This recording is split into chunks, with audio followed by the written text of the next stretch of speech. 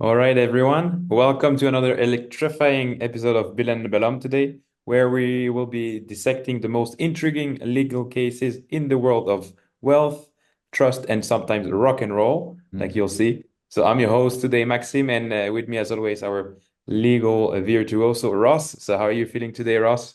Well, I'm a bit anxious actually, Maxime, because this case is it's a bit of a nasty one, celebrity case that's been burning for over half a century, huh? Yes, yes, clearly, it's been hidden. Mm. So today we'll be exploring one of the most litigated estates in the entertainment history, actually, the tumultuous legal battles surrounding the legacy of the guitar god himself, Jimi Hendrix. And Ross, to set the stage for us, what makes actually this case so electrifying? Well, Maxine, so much like Hendrix's iconic rendition of the Star Spangled Banner, this case is a wild, distorted version of what should have been a straightforward inheritance. So, Jimi Hendrix, for those people who don't know, or you Gen Zers out there, Jimi Hendrix is arguably the greatest guitarist in rock history. And he died in 1970 at the very young age of only 27. But here's the important part, and what we're talking about today. He died without a will, leaving behind at the time an estimated value of an estate of $80 million, which actually, as we'll come on to, is worth significantly more than that now. Wow, no will. I mean, that's impressive, no? So someone in his stature and wealth. Yeah, exactly. So, I mean, this lack of estate planning unfortunately set the stage for over 50 years of legal battles involving family members, former bandmates, and even corporate entities. So it's a real cautionary tale that we like to present today that would make even the most rebellious rock star consider sitting down on a Sunday afternoon with an estate planner and just knocking out some sort of will. Exactly. You find a napkin and I mean I can almost hear already the lawyers, tuning up their litigation guitars. So just to set the scene, like who are the key players in this legal jam session? Well, we've got quite a lineup, Maxime. So, first of all, there was Al Hendricks, that's Jimmy's father, who initially inherited the estate due to interstate succession laws because there was no will. It was the base law. So, when you don't have a will, it's the base law and the courts that will decide what happens. And they ruled it in favor of Al, Jimmy's father, which is, again, we'll come on to, is actually a sad point in this case. Then we have Leon Hendrix, that's Jimmy's brother. And this is the individual that Jimmy was very close to. And unfortunately, because of this will not being put in place, he didn't really see any of the estate. So he's been involved in multiple lawsuits trying to claim some sort of right to Jimmy's estate. Then there's Janie Hendrix. This is Jimmy's adopted sister, who currently controls the estate. And then even it gets even worse. So even more recently, and I've been looking at this case for years. We studied this case 10, 15, 20 years ago, but it's still ongoing. And even more recently, you've had the estates of Noel Redding and Mitch Mitchell. So this is the former bandmate to Jimmy. They've joined in the litigation fray. Wow, that really sounds like we've got enough material for a full rock opera. So let's break down these legal battles. What was actually the first major dispute? Yeah, so the first significant battle actually involved Al Hendricks, Jimmy's father. So in 1993, Al sued his own attorney alleging unauthorized transactions of Jimmy's music rights. So this case concluded in 1995, but that was a crucial turning point. What happened from that was that Al won and reclaimed control of Jimmy's music rights. And then he subsequently established a company called Experience Hendrick LLC to manage the estate. Oh wow. So the father had to fight actually to regain control of his son's legacy, right? And Yeah, that's so right. Yeah. what happened next? What happened Yeah. next? Yeah, well, then the saga then went on and it took another turn in 2002 when Al Hendrick passed away. So he had done a will and he left control of the estate, then valued it at 80 million to Janie Hendrix. So this is Jimmy's adopted sister. So again, poor Leon, who was really close to Jimmy, was sort of cut out of the inheritance, something which he thought was very unfair. Yeah, I mean, I guess it makes sense. So let me guess. Leon took legal action to add it to the Of whole course. story. Of course, yeah. So and look how much these individuals, their lives have just been dominated by legal battles, right? Um, Leon challenged the will in court, but he actually did lose. But the family disputes didn't end there. So in a separate case, Janie Hendrix, representing Experience Hendrix LLC, sued Leon for trademark infringement related to unauthorized merchandise. And the court ruled in favor of Janie. So that solidified her control over the use of Jimmy's likeness. Wow, it really seems that the court have consistently sided with Janine and the Experience Hendrix LLC. So was there maybe any exceptions to the trend? Yeah, there was one moment in 2016 where there was something to do with a liqueur that was made called Purple Haze, where the court did rule that that wasn't infringement. But so that was just one minor victory in this battle with the estate. Right, that's really fascinating. And now I understand there's currently still a legal battle in the making that is, blowing within the music industry. So could you tell us a little bit more about this latest chapter in the Hendrix saga? Yeah, absolutely. So the most recent and high-profile legal battle involves the estates. So not actually doesn't even involve the band members; it's their estates. Noel Redding and Mitch Mitchell. So they kicked off a further dispute in 2021, and that's evolved into a very complex international legal tangle. Wow, it seems like that the band is back together, but unfortunately in court this time. Yeah, So exactly. what are actually Redding and Mitchell's estates claiming today? Yeah. So, and again, it's not even. It is really interesting, isn't it? It's not even the band members, right? It's their heirs, effectively, right? Or the executive of the estate is claiming that they had an ownership in Jimmy's music and are demanding millions in royalties. And they've argued that they're owed millions of pounds going back to 1973. So huge claim, and could really reshape how we think about band members' rights long after a group has disbanded.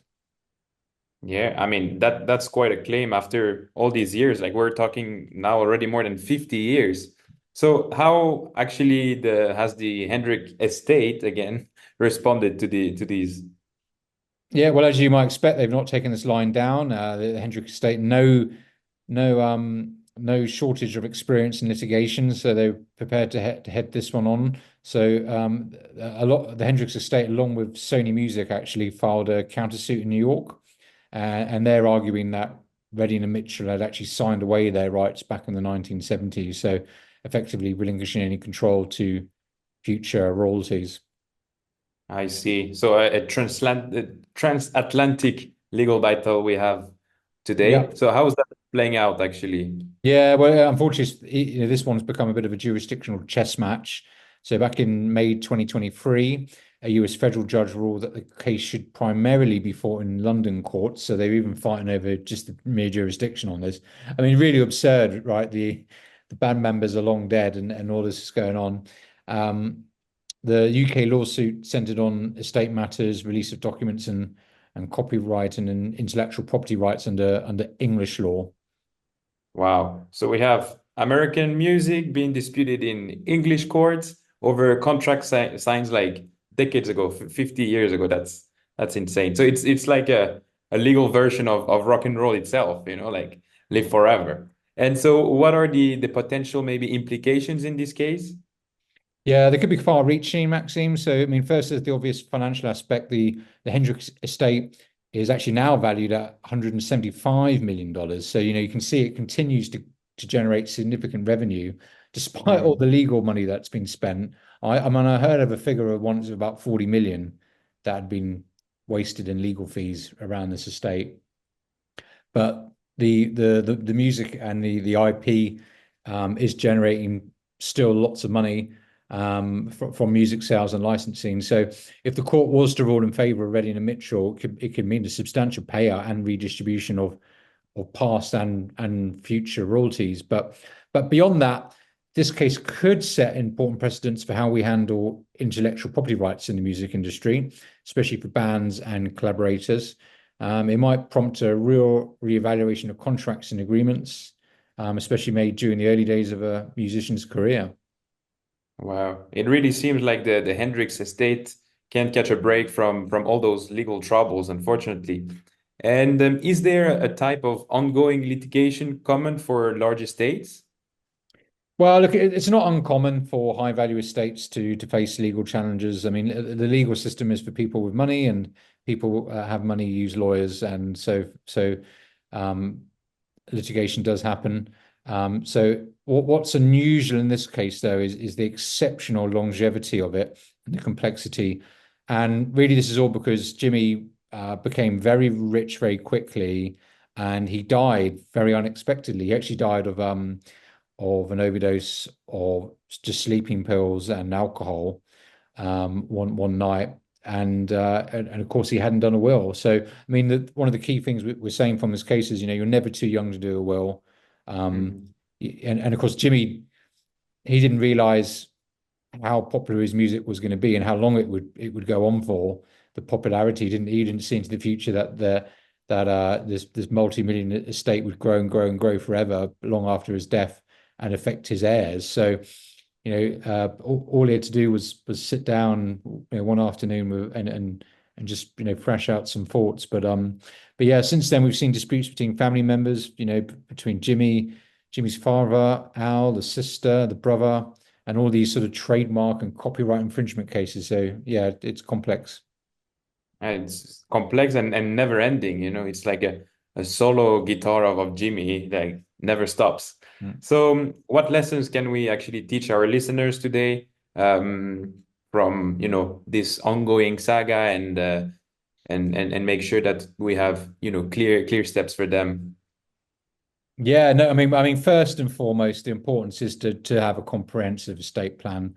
I think there's a moment in people that are materially successful. There's a moment when things are getting more serious, Mhm. and at that point, you need to think about protecting your family and the people that are close to you. And it's not only that not doing that leaves them with a mess, but it can pull them all apart. It can destroy their lives. They can spend the rest of their lives in courts and all because you didn't sit down and take a bit of responsibility for the wealth that you created. So his real lack of a will set the stage for this. You can never be too young to plan, right? Uh, it's his cases. We've seen some actors that have the same thing. They're working very very hard. They're very stressed. They're worn out. They take some sleep. They're taking sleeping pills or antidepressants. Because they're at the pinnacle of their lives, and but it's pretty hard going on them, and there's a lot of wear and tear, and sometimes unfortunately they overdo something, and it's all over, and of course they didn't expect that. Also, intellectual property rights, a crucial Mhm. consideration, especially in creative industries. So, we've all got streaming and things now. It's all getting more and more complex, isn't it, around royalties? So this needs to be managed very properly. Contracts and agreements made early in one's career can have a long-lasting implications. So important that these are reviewed and drafted properly and set in clear writing, and the agreements are obvious to anybody. Um, Estate planning should be international in scope. Also, remember that most of these stars now are very global. They might have assets all around the world, or they'll be touching many different jurisdictions. So the planning needs to be cross-border. We saw in this case with Jimi Hendrix, the litigation moving from New York then to London. So very quickly they become cross-border affairs. And yeah, like we said a bit earlier, the value of a estate can continue to grow long after their death. So, despite passing away over 50 years ago, Jimmy's estate continues to generate substantial revenue and all the legal challenges that go with that. And then, one thing we're seeing now is that a lot of Hollywood actors, for example, they're uploading themselves into AI, right? So Mhm. they will be doing that right now because people can make an AI film with an AI Brad Pitt in it, and these guys will be securing that. They will be setting up IP. They will be developing a formal AI program that is them, that they've programmed, that they've been involved in the design of, that can then act in movies long after they're gone and receive a fee for it. Imagine the infringement stuff that's going to be going on here, and you'll have AI infringement bots. They already exist that you send out onto the internet to track down unauthorized things. So, this is just endless where this is going to go, right? This is insane. I mean, all of those points are really excellent. And now you're mentioning these AI's actors. I think the father of the Dark Vader voice passed away a couple of days ago, and he had agreed already with a startup to actually give away his voice. So this is already happening. So very, very interesting. So it seems that even in death, the complexities of managing wealth and legacy persists. So do we maybe have any final thoughts on the Hendrix case overall? Yeah, I mean, this is a perfect example of how a poor estate planning can lead to prolonged legal battles, potentially diluting the value of the state and tarnishing the legacy of the deceased. Remember that one of the worst things about this case is all being played out in public, right? So it's crucial for high net worth individuals, especially those in creative industries, to work with experienced estate planners and intellectual property lawyers and ensure that their wishes are clearly documented and legally enforceable. It's worth noting that the landscape of asset management is constantly evolving. So we now have the rise of digital assets, also cryptocurrencies, NFTs. So estate planning is becoming even more complex.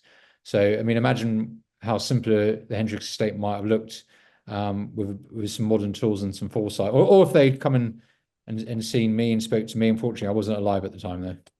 Hmm. I mean, that's fascinating.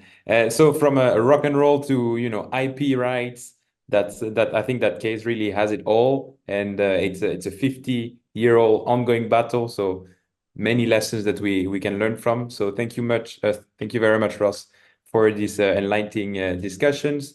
And to our listeners, remember whether you're a guitar god or a crypto king, a well estate plan is music to your hair's ears. So yeah, that's it for me. Until next time, we are signing off from our Billen and Belhomme today, and stay informed, stay wealthy, and may your estates be as well managed as your portfolio's. So that's it for Nicely said, me. Maxime. Great. Thanks a lot. Bye.